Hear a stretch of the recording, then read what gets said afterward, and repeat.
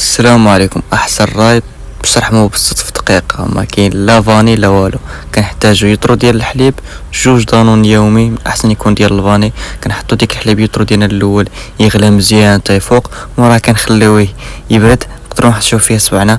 من بعد كنشدو واحد المونينيكس، كندير واحد جوج معالق السكر ولا ثلاثه على حسب الحلاوه. كنحطو ديك جوج دانون ديالنا، كنحطو عاوتاني واحد جوج ديال بحال جوج كميه ديال دانون، كنطحنو داكشي مزيان. من بعد كنبقاو نخلطو الحليب، بقى تفرغ وتخلط تفرغ وتعطيه ترغويلك مزيان، بقى تفرغ. من بعد كنحطو داك الخليط ديالنا، نحيدو ديك الكشكوشه ضروري، حيت الكشكوشه راه كتخليه ما يروبناش. من بعد في الكيسان كنحطو شي كوكوط يكون الماء سخون، ونحطو فيهم الكيسان ديالنا، نغلقوها، نديرو الصفاره، نغطيوها مزيان، نخليوها 12 ساعه. انا حطيتها مع 12، دابا راه 12 جبدتها، وراه كيخرج ناضي وديال بصح وبالصحه والراحه. نتلاقاو فيديوهات اخرين.